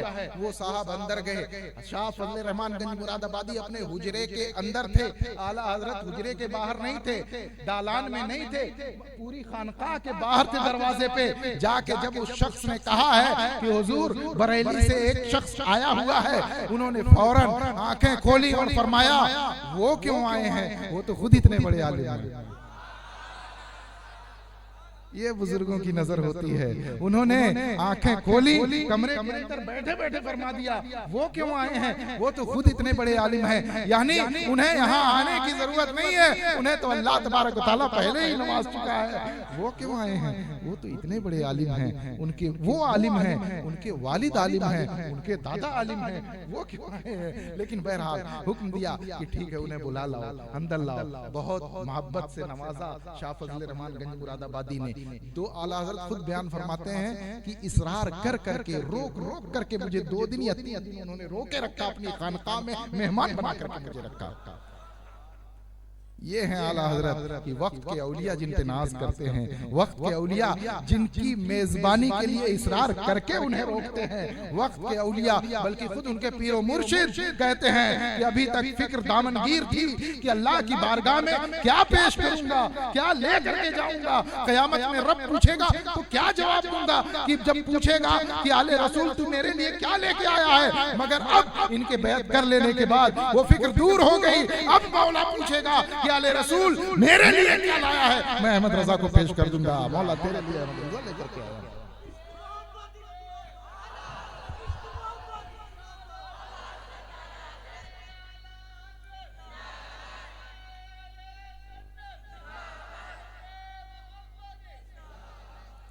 यही शाह फजल रहमान गंज मुरादाबादी ने 3 रोज तक, 2 या 3 रोज तक इसरार करके अपने यहाँ रखा, रोका। फिर 29 रमजान चांद होने वाला था, तब इजाजत दी कि अच्छा ठीक है, ईद है, अब चांद निकलने वाला है, ठीक है, अब जा सकते हैं। ये शान है मेरे इमाम की। अब सुनो असल चीज। आला हजरत रहमान ने उसी क़याम के दौरान एक बार अर्ज किया कि हुजूर मजलिस मीलाद के बारे में आपकी क्या राय है। आप कह रहे भाई, अरे वो हस्ती हैं कि जिनसे मुरीद होने के लिए तुम्हारे बुजुर्गों ने, तुम्हारे मौलवियों ने अपनी औलादों और अपने रिश्तेदारों को भेजा है। पूछा हुजूर मजलिस मीलाद के बारे में आप क्या फरमाते हैं, तो उन्होंने जानते हैं क्या फरमाया, फरमाया कि तुम मौलाना हो, पहले तुम जवाब दो, तुम आलिम हो, पहले तुम जवाब दो। तो आला हज़रत 16-15 साल की उम्र थी, 17 साल की। फरमाया कि हुजूर मैं मजलिस मीलाद शरीफ को मुस्तहब और कारे खैर मानता हूँ, नेक काम मानता हूँ, सवाब का काम मानता हूँ, मुस्तहब मैं माना करता हूँ। उन्होंने जानते हैं क्या फरमाया, उन्होंने जब सुन लिया फरमाया तुम मुस्तहब कहते हो, मैं सुन्नत कहता हूँ, मीलाद की मजलिस सुन्नत। मीलाद की मजलिस सुन्नत है, मीलाद की महफिलें सुन्नत है। अब कैसे सुन्नत है, उनका इरशाद भी सुन लो, पूरा बात वाज़ेह हो जाएगी। फरमाया तुम मजलिस मीलाद में करते क्या हो? आका की आमद के चर्चे करते हो। आका तशरीफ लाए, अल्लाह ने उन्हें भेजा, दो मक्के में पैदा फरमाया, 40 साल की उम्र में उन्होंने ऐलान नबूवत फरमाया, वो इस्लाम लेकर के आए, दीन लेकर के आए, कुरान नाजिल हुआ, उन्होंने इस तरह से इस्लाम और शरीयत हम तक पहुंचाई है। यही सारी चीजें तुम अपनी मजलिस मीलाद में जिक्र करते हो, यही सारी चीजों का चर्चा करते हो जो अल्लाह ने अपने हबीब के जरिए नेमतें अता फरमाई हैं, उन्हीं का चर्चा करते हो, इसको मुस्तहब कहते हो। अब ये बताओ कि सहाबा जब लड़ाई के लिए जाते थे, किसी नई जगह पे जाते थे, वो क्या करते थे? वो अपनी मजलिस कैसे रखते थे? वो लोगों से क्या कहते थे? जाके यही तो कहते थे कि अल्लाह ने अपने हबीब को मक्के में भेजा है, अपने हबीब को मक्के में पैदा फरमाया है, वो इस्लाम लेकर के आए हैं, वो तौहीद लेकर के आए हैं, वो कुरान लेकर के आए हैं, वो पैगाम इलाही लेकर के आए हैं। ऐ लोगों, तुम उन पे ईमान ले आओ। शाह फजल रहमान गंजी मुरादाबादी फरमाते हैं जो तुम यहाँ मजलिस में करते हो वही सहाबा मैदान जंग में किया करते थे। और बताते हैं, फरमाते हैं बस फर्क ये है, बस फर्क ये है कि तुम अपनी मजलिस मीलाद में शीरीनी का नजराना पेश करते हो और सहाबा मैदान जंग में हुजूर का जिक्र करके अपने सरों का नजराना बारगाह रिसालत से पेश करते हैं।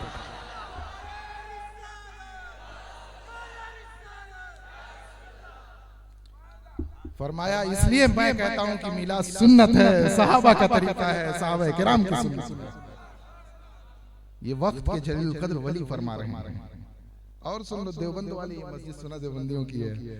देवबंद वालों के सबसे बड़े बुजुर्ग जिनको वो सब लोग मुत्तफक तौर पे, इत्तिफाकिया तौर पे, बिल इत्तिफाक अपना बड़ा मानते हैं, हजरत हाजी इमदादुल्लाह मुहाजिर मक्की रहमतुल्लाह ताला अलैह। हम भी उनको बुजुर्ग मानते हैं, ऐसा नहीं है कि हम नहीं मानते। हमारे ही बुजुर्ग हैं, उनके थोड़ी ना है हमारे। अच्छा, इनकी एक आदत है देवबंद वालों की, हमारे बुजुर्गों को कैप्चर कर लेते हैं, अपना बना के दिखाते हैं कि ये हमारे थे, ये हमारे थे। उनके पास तो है नहीं, तो उस जमाने के बुजुर्गों को कैप्चर कर लेते कि ये हमारे थे, ये हमारे थे, ये हमारे थे। ठीक है, तुम मुरीद थे उनसे, तुम्हारे बड़े लोग उनसे मुरीद थे, तुम्हारे बड़े लोगों ने उनसे मांग मांग के खिलाफत ले ली थी। अब बुजुर्ग करम फरमा होते हैं, बुजुर्ग लोग मांग मांग के जब खिलाफत लोगे तो कहते हैं ठीक है ले लो भाई।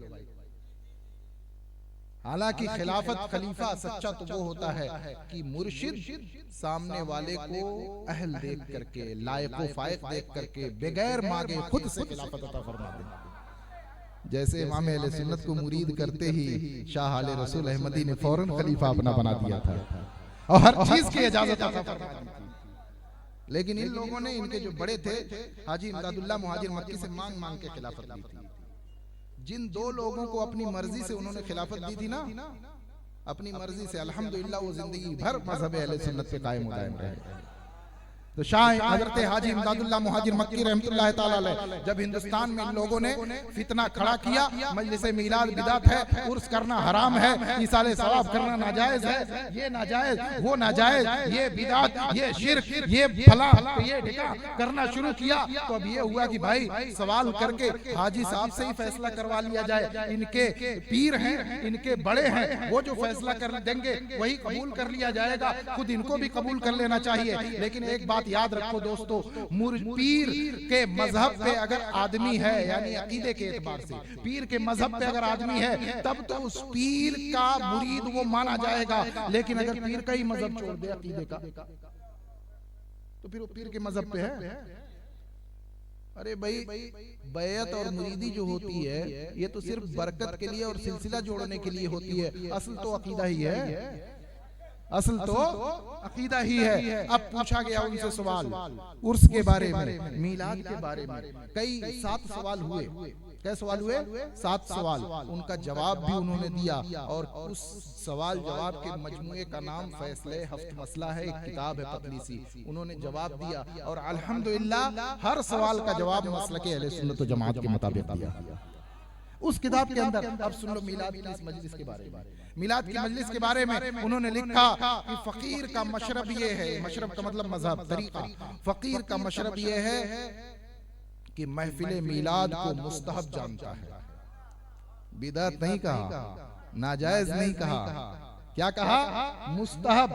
फकीर का मशरब यह है कि मजलिस मीलाद को मुस्तहब जानता है, बल्कि जरिए बरकत समझकर, यानी बरकतों का जरिया समझकर, मजलिस मीलाद को बरकतों का जरिया समझकर हर साल मजलिस मीलाद मुनक़िद भी करता है, मुनक़िद भी करता है। ये हाजी इमदादुल्लाह फरमा रहे हैं अपने बारे में कि फकीर मजलिस मीलाद को बरकतों का जरिया समझ के हर साल मुनाकिद भी करता है। और जब जिक्र मुस्तफा, विलादत मुस्तफा का जिक्र होता है तो पहले से आदत बुजुर्गों की चली आ रही है कि जब पैदाइश का तज़किरा हो तो खड़े होकर सलात व सलाम पढ़ने लगते थे।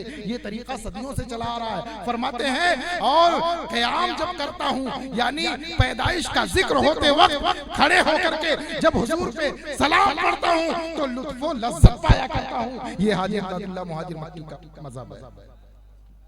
अरे भाई उन्हीं की मान लो यार। अगर कहते हो बिदात है, शिर्क है, तो इसका मतलब तुम्हारा ये जो सिलसिला पीरी मुरीदी का सब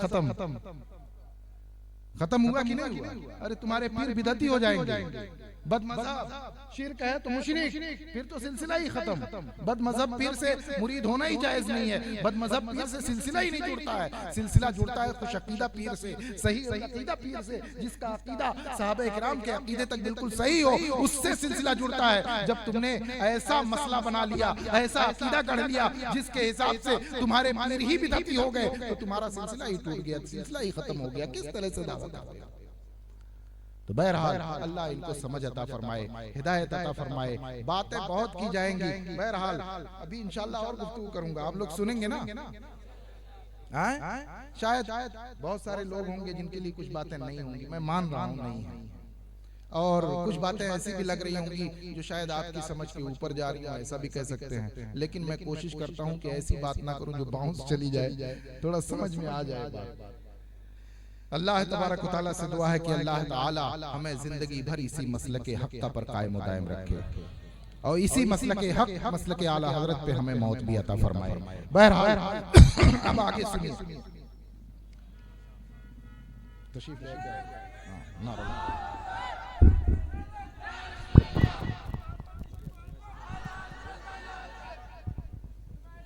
नारे तकबीर, नारे रिसालत, नारे रिसालत, आमदे हुजूर हकीम शरीयत, आमदे हुजूर हकीम शरीयत, दामादे हुजूर ताज शरिया, शहजादे हुजूर अमीन शरीयत, शहजादे हुजूर अमीन शरीयत, हुजूर हकीम शरीयत, आमदे हुजूर हकीम शरीयत, आमदे हुजूर हकीम शरीयत, शहजादे हुजूर अमीन शरीयत, शहजादे हुजूर अमीन शरीयत, खलीफाए हुजूर दामादे हुजूर ताज शरिया, खलीफाए हुजूर ताज शरिया, शहजादा मुजानशीन हुजूर अमीन शरीयत, आमदे हुजूर हकीम शरीयत, आमदे हुजूर हकीम शरीयत, दामादे हुजूर ताज शरिया, शहजादे हुजूर अमीन शरीयत, आमदे हुजूर हकीम शरीयत, बस्ती बस्ती करिया करिया, बस्ती बस्ती करिया करिया, इल्म का दरिया, फैज़ का दरिया, नारे तकबीर, नारे रिसालत।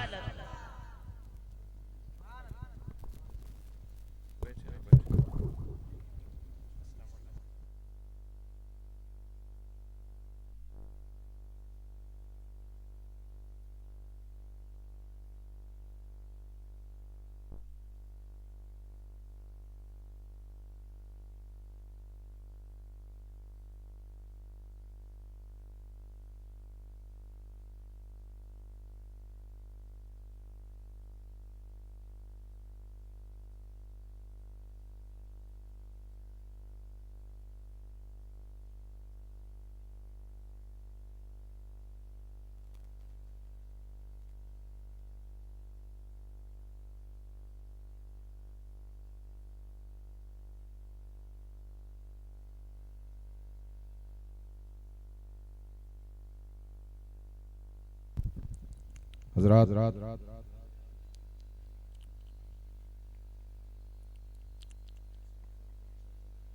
आप हज़रात हज़रत के चेहरे मुबारक की ज़ियारत कर रहे हैं और वक्त हो गया है कि आप हजरत के मुबारक कलिमात को समाप्त करें।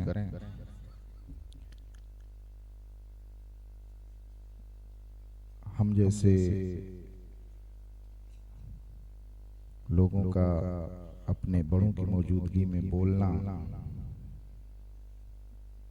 ये अगर बिला इजाजत हो तो यकीनन बेअदबी है। अल्लाह अकबर।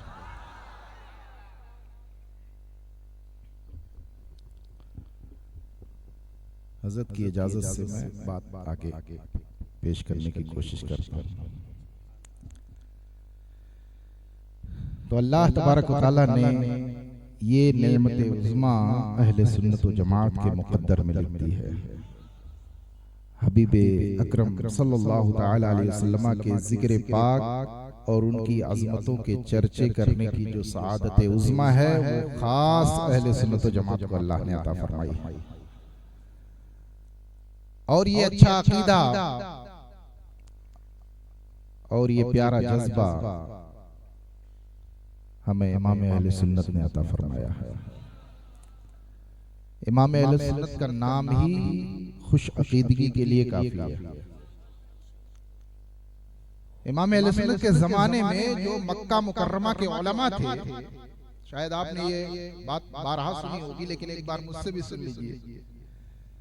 उनमें से जाहिर सी बात है, देखिए कोई भी बड़ा आलिम होता है, कोई भी बड़ा मुसन्निफ होता है, कोई बड़ा कलम वाला होता है, कोई भी हस्ती होती है तो उसके जमाने के अहले इल्म या उसके जमाने के लोग जब जो गवाही देते हैं वो बड़ी अहमियत की हामिल हुआ करती है।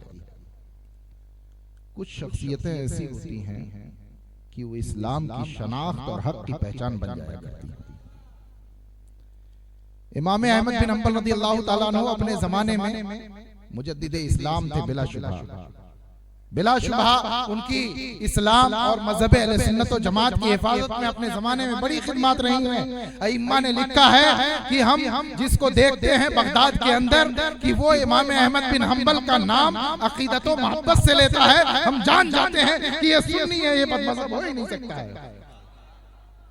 बिल्कुल यही बात इमाम अहले सुन्नत की है। मक्का मुकर्रमा के एक जलील कद्र आलिम है, फरमाते हैं हिंदुस्तान से जब कोई आता है तो हम उसकी सुन्नियत और बदमज़हबी जांचने के लिए उसके सामने इमाम अहमद रजा का नाम लेते हैं। अगर देखते हैं वो खुश हो रहा है, समझ जाते हैं कि ये सुन्नी है, वरना समझ जाते हैं कि ये बदमज़हब है।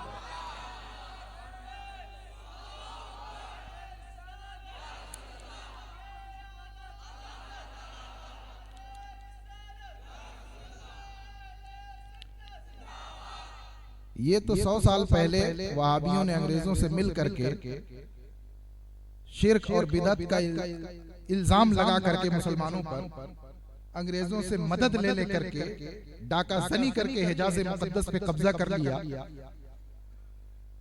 हरम मक्का और हरम मदीना में मुसलमानों का खून बहाया। क्या तुर्क सल्तनत की फौज के पास गोलियां नहीं थी? क्या उनके पास हथियार नहीं थे? मगर उन्होंने हरमैन मुकर्रमैन का एहतराम किया, गोलियां चलाना गवारा नहीं किया। हरम मुकर्रमैन को इन लोगों जालिमों के हाथों में जाना गवारा किया, मगर हरम की हुर्मत खत्म नहीं होने दी। वो चाहते तो भून के रख देते इन सबको, लेकिन इन लोगों ने जालिमाना तौर पे हरमैन मुकर्रमैन पे कब्जा किया और अहले सुन्नत उलमा जो वहां से हिजरत कर गए वो बचे, वरना इन जालिमों ने एक एक करके अहले सुन्नत उलमा को भी शहीद कर दिया। इमाम अहले सुन्नत के बहुत सारे खुलफा थे मक्का मुकर्रमा में, मदीना मुनव्वरा में, और उन्होंने अपनी किताबों में जा बजा इमाम अहले सुन्नत का जिक्र भी किया, इनकी अजमतों के चर्चे भी किए। मगर इन जालिमों ने एक एक करके उनको, किसी को मक्का में, किसी को ताइफ में, किसी को कहीं और पकड़ पकड़ के उनको जबरदस्ती शहीद कर दिया। और यही नहीं, मामूलात अहले सुन्नत, मुतक़दात अहले सुन्नत पे पाबंदी लगाई, जश्न मीलाद पे पाबंदी लगाई, ज़ियारात पे पाबंदी लगाई, जन्नतुल बकी शरीफ और दीगर कब्रिस्तानों में जो मज़ारात थे, बाकायदा मज़ारात थे, उन मज़ारात को माज़अल्लाह ढा दिया कब्रों को बराबर कर दिया, और ये सारा का सारा मामला शिर्क का इल्जाम लगा के, बिदअत का इल्जाम लगा के इन लोगों ने किया। सहारा इन चीजों का लिया, इल्जाम लगा लगा करके जब ताकत में आए, हुकूमत में आए, तो इस तरह से सब कुछ मिटाया। आज मुझसे कहते हैं लोग, हजरत यहाँ से लोग जाके सऊदीया बिगड़ जाया करते हैं, अहले हदीस बन जाते हैं, वहां भी बन जाते हैं। मेरे नौजवानों, अगर इसमें कोई सुन रहा हो उनमें का जो सऊदीया जाके बिगड़ा हो, या उनमें से कोई आके सुन रहा हो, मैं तुमसे कहूंगा, ये बताओ क्या तुम्हारे अहले हदीसों और वहाबियों के हक होने की गवाही खाने काबा देता है क्या? खाने काबा तो गवाही नहीं देता, रोजे मुतहरा से तो गवाही नहीं मिलती। तो क्या उनकी चमक दमक देख के तुम उनसे मुतासिर होते हो? अकीदा तो हम डंके की चोट पे साबित करते चले आए हैं, उनका अकीदा सही नहीं है। चाहे वो सऊदीया के वहाबी हो या हिंदुस्तान के वहाबी हो, बदमज़हब हैं, गुमराह हैं, भटके हुए हैं, जहन्नम के रास्ते पर हैं, और मंजिल अगर इसी रास्ते पर रहे, तौबा नहीं की, सुन्नियत इख्तियार नहीं की, तो इनकी मंजिल जहन्नम है। हम तो डंके की चोट पे कहते आए हैं, और अल्हम्दुलिल्लाह साबित करने का दम भी रखते हैं। हमारे अइम्मा ने कुछ छोड़ा नहीं, हमारे उलमा ने कुछ छोड़ा नहीं, सब कुछ साबित कर दिया है। तुम उनकी चमक देख के मुतासिर होते हो, तुम उनका जाहिर देख के मुतासिर होते हो, किस बुनियाद पे मुतासिर होते हो? क्या तुमको नहीं मालूम कि यही हरमैन मुकर्रमैन है जहां पहली सदी से लेकर के आज तक मामूलात अहले सुन्नत के 100 साल पहले तक, यानी इमाम अहले सुन्नत के जमाने तक, वहाबियों का कब्जा होने तक, पूरे 1300 साल तक मामूलात अहले सुन्नत पूरी शान शौकत के साथ होते चले आए थे। वहाँ मिलाद भी होती थी। यही हाजी इमदादुल्लाह मुहाजिर मक्की, यही थानवी ने अपनी किताब के अंदर लिखा है कि गंगोही, रशीद गंगोही, जिसके ऊपर कुफ्र का फतवा उसी हरमैन मोहतरमैन के उलमा ने दिया है, उसी हरमैन मुकर्रमैन के उलमा ने इन लोगों को काफिर करार दिया है। यही थानवी अपनी किताब में लिखता है कि हाजी इमदादुल्लाह मुहाजिर मक्की ने एक बार हज के मौके पे मौलाना रशीद अहमद गंगोही से कहा कि एक जगह मीलाद है, चलोगे? एक जगह मीलाद है, चलोगे? अब यहीं से मालूम हो गया कि उनके जमाने में मजलिस मीलाद मक्का मुकर्रमा में धूम से हुआ करती थी। ये उनकी खुद की गवाही है, अपनी किताबों में उन्होंने लिखा है। और ये एक गवाही तो उनके घर से इसलिए दे दी कि हम अगर कहेंगे कि सदियों से वहां मजलिस मीलाद होती थी, तो कहेंगे तुम लोग अपने हिसाब से बातें करते हो, इसलिए तुम कह रहे हो। नहीं मुसलमानों, सदियों तक, सदियों से वहां पे मीलाद मुबारक की महफिलें धूमधाम से हुआ करती थी। अइम्मा ने लिखा है, मुअर्रिखीन ने लिखा है, सफरनामे लिखने वाले सयाहों ने लिखा है कि इसी मक्का मुकर्रमा में। और ये सिर्फ ऐसा नहीं है कि किसी एक जमाने के उलमा ने लिखा हो, 5वीं सदी हुजूर गौसे आजम रज़ियल्लाहु ताला अन्हु के जमाने से लेकर के 14वीं सदी तक इमाम अहले सुन्नत के जमाने तक, तुर्की सल्तनत के खात्मे तक, बहुत सारे 1 दर्जन लोगों की बातें तो अभी फिलहाल मैं सुना सकता हूँ कम से कम, लेकिन वक्त नहीं है। इंशाअल्लाह कभी फिर उन्होंने अपने अपने जमानों में 5वीं 6ठी सदी में, 7वीं सदी में, 8वीं सदी में, 10वीं सदी में, 10वीं सदी में तो इस कदर तफसील से लिखा गया है कि सुनाऊं तो इंशाअल्लाह 1 घंटा कम से कम लगेगा वो सारी तफसीलात सुनाने में। 10वीं सदी में, 12वीं सदी में, 11वीं सदी में, 14वीं सदी तक लोगों ने, उलमा ने अपनी किताबों में लिखा है कि अहले मदीना और अहले मक्का हर साल खूब शानो शौकत के साथ जश्न मीलाद मनाते हैं, और इतनी शानो शौकत के साथ, जितनी शानो शौकत और जितनी खुशी उन्हें ईद बकरीद में नहीं होती, उतनी शानो शौकत के साथ मीलाद की मजलिस बनाया। दर्जनों किताबें मेरे पास मौजूद हैं। हमने अल्हम्दुलिल्लाह अपने उलमा की जूतियां सीधी करके, अपने बुजुर्गों की जूतियां सीधी करके जो पढ़ा है वो आपके सामने रख भी सकते हैं। यही हरमैन मोहतरमैन है। आज वहां भी काबिज हैं, उनसे तुम मुतासिर हो रहे हो। 1300 साल तक मामूलात अहले सुन्नत वहां होते थे, वो तुम्हें नजर नहीं आता है कि तुमसे बताते नहीं है? ये बताते नहीं है, बताते नहीं है कि यहाँ मामूलात अहले सुन्नत होते थे, यहाँ मीलाद की बहारें थी, यहाँ फानूसों की बहारें थी, यहाँ शमए और कुमकुमे लगाए जाते थे। उस जमाने में जो भी होते थे शमए जला करती थी। यही वो मौलिद मुबारक है। खाने काबा से मशरिकी समत पे आज भी वो इमारत मौजूद है, लाइब्रेरी की सूरत में, जिस जगह पे सरकार मदीना हुजूर ताजदार मदीना सल्लल्लाहु तआला अलैहि वसल्लम की मुबारक विलादत हुई थी, वो जगह मौजूद है। इब्ने जुबैर उंदुरसी ने तो 6ठी सदी में लिखा है कि मैं जब जियारत के लिए उस मकाम पे हाजिर हुआ तो मैंने बरकत के लिए अपना चेहरा उस जमीन पे रगड़ा कि ये वो टुकड़ा है जहां कायनात की सबसे अफजल हस्ती पैदा हुई है।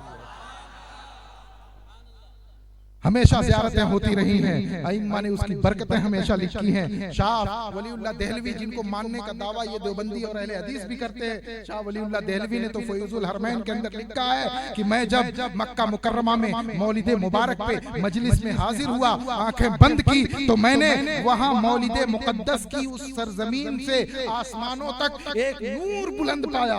अल्लाह अकबर। लिखते हैं फैजुल हरमैन के अंदर, मैंने वहां पे एक नूर बुलंद होता हुआ पाया। मैंने गौर किया तो वो नूर उन फरिश्तों का था जो मौलिद मुबारक की ज़ियारत के लिए हाजिर थे।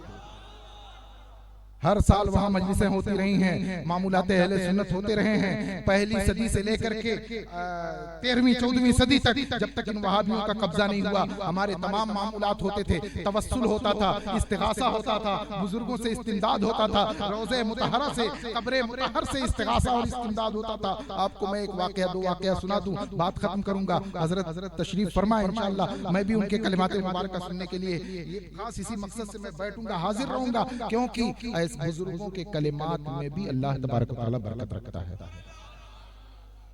बेशक दो तीन बातें सुन लीजिए मेरी, मैं अपनी बात खत्म करूंगा। पहली सदी के एक ताबई बुजुर्ग हैं, इमाम मोहम्मद बिन मुनकदिर, बहुत बड़े बुजुर्ग हैं। हदीस की तमाम किताबों में इनका नाम आता है, हदीस की रिवायतों में अन मोहम्मद इब्न मुनकदिर रिवायत आती है। उलमा जानते हैं ये हजरत सैयदना उस्मान गनी रज़ियल्लाहु ताला अन्हु के ज़माने खिलाफत में पैदा हुए और 131 हिजरी या 121 हिजरी इख्तिलाफ है अक़वाल में, तब उनका विसाले मुबारक हुआ। तकरीबन 90 साल या 100 साल के करीब उम्र हुई। वो हदीस बयान करते थे। मजलिसे मुबारक उनकी जो लगती थी, मस्जिद नबवी शरीफ में बैठ करके वो हदीसें बयान किया करते थे। लेकिन एक उनके उम्र के साथ उनके साथ एक दिक्कत पैदा हो गई कि कभी कभी आवाज बंद जाया करती थी। आवाज बंद जाया करती थी। आवाज बंद जाती यानी आवाज नहीं निकलती, तो वो करते क्या थे, उनका मामूल ताबई हैं जिन्होंने मौला अली की भी ज़ियारत की है, इमाम हसन की भी ज़ियारत की है, इमाम हुसैन की भी ज़ियारत की है, कसीर सैकड़ों हजारों सहाबे किराम की ज़ियारत की है। उनका मामूल ये था कि जब आवाज बंध जाती थी तो उठते थे मजलिस से हल्के से और जा करके रोज़े अक़दस पे अपना चेहरा रगड़ा करते थे। रोज़े अक़दस पे अपना चेहरा रगड़ा करते थे। किसी ने पूछा आप ऐसा क्यों करते हैं, आप ऐसा क्यों करते हैं? तब वो उन्होंने इजहार फरमाया कि दरअसल बात यह है कि जब मेरी आवाज बंध जाया करती है तो मैं जा करके क्या करता हूँ, इस्तग़स्तु बिक़ब्रि नबी सल्लल्लाहु तआला अलैहि वसल्लम, मैं कब्र नबी से इस्तिमदाद करता हूँ, रोज़े मुस्तफ़ा से मदद करता हूँ। हुजूर का नाम नहीं लिया, कब्र मुबारक का नाम लिया। आप सोचो, ये हैं हमारे इल्मा, ये हैं ताबईन, फरमा रहे हैं मैं जा करके कब्र मुबारक से, रोज़े मुतहरा से इस्तिमदाद करता हूँ, इस्तिग़ासा करता हूँ और अल्लाह तबारक व तआला मेरी आवाज वापस अता फरमा दिया करता है। सैयदना इमाम मालिक आलिम मदीना, जिनका तज़किरा अभी मैंने तकरीर में किया और भी तकरीरों में मैंने यही जिक्र किया है, उनका जमाना था, खलीफा अबू जाफर मंसूर था, अब्बासी खलीफा अबू जाफर मंसूर मस्जिद नबवी शरीफ में आया, जोर जोर से बातें कर रहा था। खलीफा था वक्त का, सुल्तान इस्लाम था, जोर जोर से बातें कर रहा था। इमाम मालिक रज़ियल्लाहु ताला अन्हु ने टोका फरमाया, आवाज पस्त कर, आवाज पस्त कर, क्या तू नहीं जानता कि तू किस बारगाह में हाजिर है? ये वो बारगाह है जहां अल्लाह तबारक व तआला ने सहाबा को हुक्म दिया कि अपनी आवाज़ नीची रखा करो।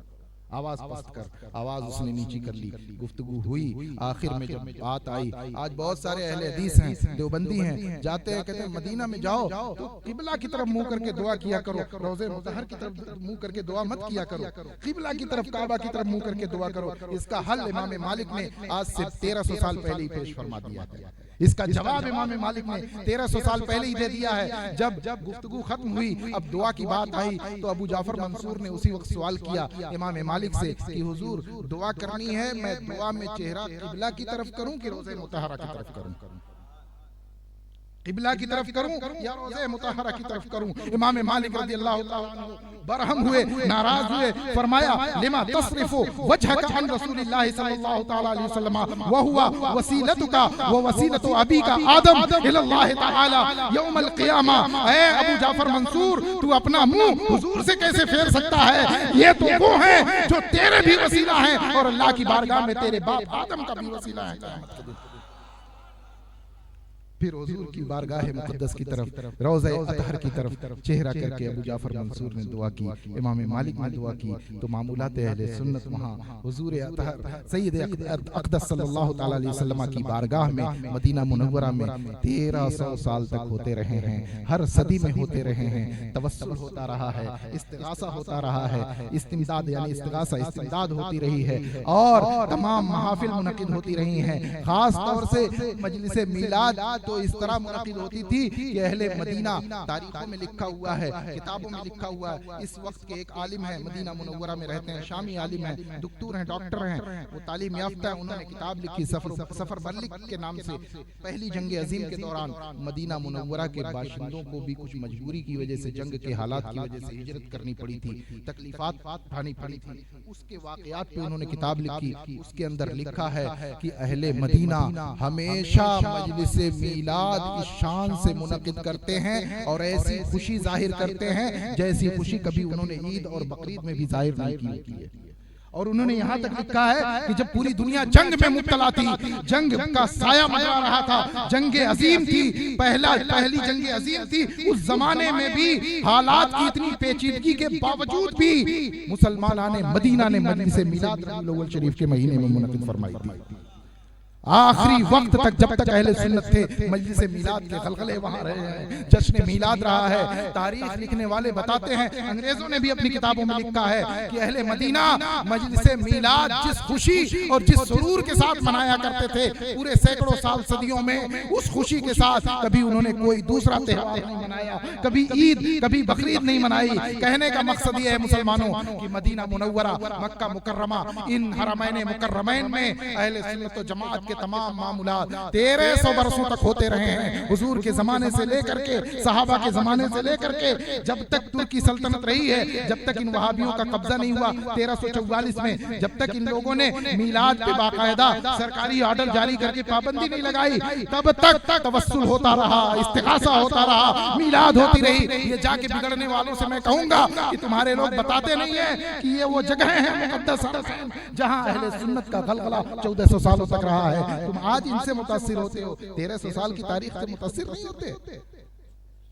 बल्कि और मैं बताऊं, ये वहाबियों ने भले से पाबंदी लगा दी, लेकिन हमारे अइम्मा ने कभी भी मामूलात अहले सुन्नत को छोड़ा नहीं। खलीफा आला हजरत इमाम अहले सुन्नत के खलीफा हजरत शेख मुहद्दिस ज़ियाउद्दीन मदनी रहमतुल्लाह ताला अलैह कुतुब मदीना मुनव्वरा में रहते थे। 100 साल के करीब, बल्कि उससे ज्यादा आपकी उम्र शरीफ हुई है, वहाँ रहते थे। वहाबियों का कब्जा हो गया, मजलिस मीलाद पे पाबंदी लगा दी, तवस्सुल पे पाबंदी लगा दी, हुजूर का वसीला, हुजूर के वसीले से दुआ करने पे पाबंदी लगा दी। लेकिन फिर भी आप मजलिस मीलाद भी अपने घर मुनक़िद करते थे और हुजूर के तवस्सुल से बाकायदा दुआएं भी किया करते थे। कभी अपना अकीदा हमारे इमाम ने नहीं छोड़ा। लोगों ने शिकायत कर दी अमीर मक्का के यहाँ, अमीर मदीना के यहाँ, उस वक्त का मदीना का जो वहाबियों का हुक्मरान था, उसके यहाँ जाके शिकायत कर दी, ये एक है आलिम उम्र दराज है, ये जो है तवस्सुल करते हैं, हुजूर के वसीले से दुआ करते हैं। और इन लोगों ने तो तवस्सुल को शिर्क और बिदअत और हराम पता नहीं क्या क्या कह रखा है। जाके शिकायत कर दी, तलबी हुई हाकिम के दरबार में, आप तशरीफ ले गए पूरी शान मोमिनाना के साथ। खलीफा इमाम अहले सुन्नत थे, तशरीफ ले गए। हाकिम ने कहा क्यों, सुना गया है कि आप तवस्सुल करते हैं, हुजूर सल्लल्लाहु ताला अलैहि वसल्लम का वसीला पेश करते हैं। इन्होंने फरमाया कि वसीले के मामले में हमारा और आपका कोई इख्तिलाफ ही नहीं है। अब वो हुक्मरान हैरत में, इख्तिलाफ इतना बड़ा और ये कह रहे कोई इख्तिलाफ नहीं। तो इन्होंने कहा नहीं कोई इख्तिलाफ नहीं। कहा कैसे इख्तिलाफ नहीं है? फरमाया देखो कुरान में है वब्तगू इलैहिल वसीला, अल्लाह की बारगाह में वसीला तलाश करो, अल्लाह की बारगाह में वसीला तलाश करो। उसने कहा कि हमारे इमाम मोहम्मद बिन अब्दुल वहाब इब्न अब्दुल वहाब नजदी खबीस, जिसने वहाबियत की बुनियाद रखी, कहा हमारे इमाम ने तो कहा है कि यहाँ कुरान की आयत में अल वसीला का मतलब अमाले सालिहा है, नेक अमाल है, यानी अल्लाह की बारगाह में शख्सियतों का, बुजुर्ग मुकद्दस शख्सियतों का वसीला ना पेश करो, बल्कि अपने नेक अमाल का वसीला पेश करो। किसका वसीला पेश करो? अपने नेक अमाल का वसीला पेश करो। कुतुब मदीना अल्लामा ज़ियाउद्दीन मदनी रहमतुल्लाह ताला अलैह ने फरमाया, हाँ अब तू पॉइंट पे आया, ये तर्जुमा मैं कर रहा हूँ, हाँ अब तू पॉइंट पे आया है, अब तू आया। ये हमारा तुम्हारा इख्तिलाफ है। तुम कहते हो कि अल्लाह की बारगाह में वसीला आमाले सालिहा का पेश किया जाए, रसूलुल्लाह सल्लल्लाहु ताला अलैहि वसल्लम का ना पेश किया जाए। मैं कहता हूँ कि रसूलुल्लाह सल्लल्लाहु ताला अलैहि वसल्लम का वसीला पेश किया जाए, उनके मुबारक वसीले से दुआएं की जाएं। और उसके बाद उसने कहा कि आपका ये जो मौकिफ है सही नहीं है। इन्होंने फरमाया ये बताओ तुम्हारे जो आमाले सालिहा हैं, नेक अमाल हैं, वो खालिक हैं कि मखलूक हैं? खालिक हैं कि अब हाकिम की जुबान बंद, क्या कहे? कुछ नहीं बोला। हजरत ने खुद फरमाया अगर तू खालिक कहेगा तो खालिक तो सिर्फ रब अज़्ज़ा वजल है, मौला ताला है। अगर तू अपने अमाल को खालिक मानेगा काफिर और मुशरिक हो जाएगा, फौरन इस्लाम से बाहर फ्री हो जाएगा। और अगर कहेगा कि मखलूक है, ला मौला मखलूक ही कहेगा। अब मेरी बात सुन, तेरा अमल भी मखलूक, और मखलूकात में सय्यदुल मखलूकीन मेरे आका सल्लल्लाहु ताला अलैहि वसल्लम हैं, तमाम मखलूकात के सरदार मेरे आका हैं। अच्छा चल एक बात बता, ये बता कि तेरे अमाल अल्लाह की बारगाह में मकबूल है या मरदूद? तेरे अमाल अल्लाह की बारगाह में मकबूल हैं या मरदूद? हाकिम बोला हमें क्या पता, अमाल कर लेते हैं, पता नहीं मकबूल हैं कि मरदूद हैं। हजरत ने फरमाया सुन, तेरा अमल जिसका तू वसीला पेश करता है रब की बारगाह में, उसके बारे में तुझे इतना भी नहीं पता है कि तेरा अमल वो बारगाह इलाही के लायक है या नहीं, मकबूल है कि नहीं है। सुन, हम वसीला पेश करते हैं आका करीम का, जो यकीनन रब की बारगाह में ना सिर्फ मकबूल है बल्कि सय्यदुल मकबूलीन है। ये मेरा तुम्हारा इख्तिलाफ है।